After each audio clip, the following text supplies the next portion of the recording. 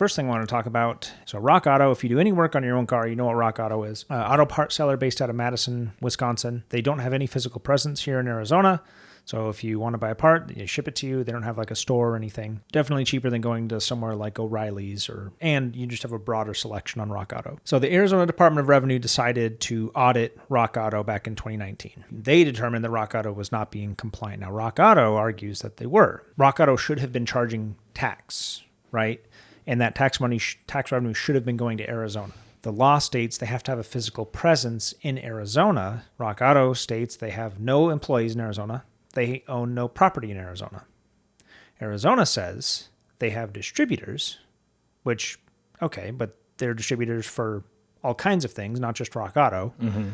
And they also, Arizona says that the packing tape with Rock Auto's logo on the boxes counts as advertising in the state. And the fridge magnets count as salespeople. Yeah.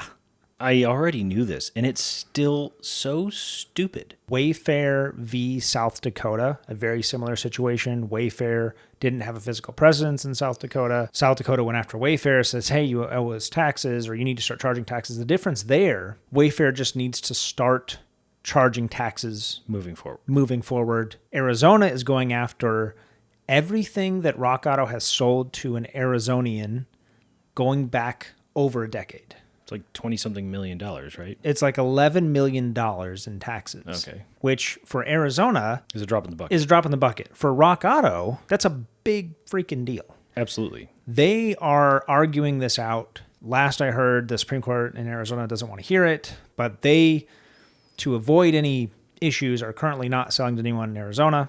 I was curious. You bought some parts from Rock Auto a couple days ago. What happened? Did they shipped. They shipped? I got a notification that they shipped. But if anyone from Arizona is listening, they did not ship, and they are remaining compliant and not selling to us. Yeah, I don't understand. Some people were met with a message that they couldn't ship to them. So I got the notification that it shipped. I wouldn't be surprised if that changes soon. Yeah, me either. By the way, this is kind of a bipartisan issue. This is more of just like a government getting in the way, regardless of what political party you ascribe to, because this was initially started under Doug Ducey's administration, who's a Republican, and is continuing now under Katie Hobbs' administration, who's a Democrat. So it's like a government sucks issue. Cool. You got $11 million from Rock Auto. We would like, as consumers, to shop at Rock Auto, as would a lot of people. Absolutely. It reminds me of when California went after Uber. People who I thought it was New York. Voluntarily worked for Uber to earn money on the side, knew they were contract workers, gig workers. They knew they weren't getting insurance or any perks. They just wanted to earn some extra money. Mm-hmm. And people who are commuting wanted to use the service. And everyone was happy. People who were wanting more from Uber, and the government said, we can get you more from Uber, said, yeah, let's get more from Uber. And Uber and Lyft, it wasn't just Uber, Lyft as well, are just like, okay, if you're going to make this hard for us, we're just not going to do business in your state. So it's like, okay, is that really better?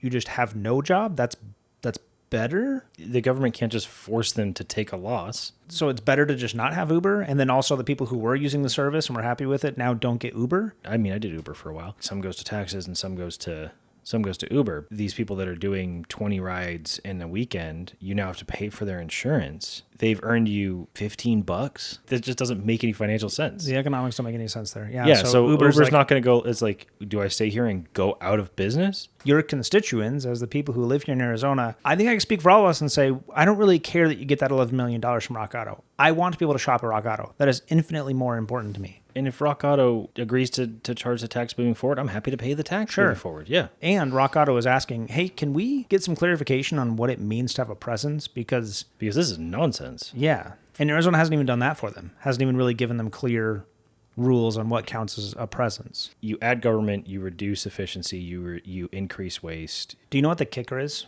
What? Do you know how this started? How?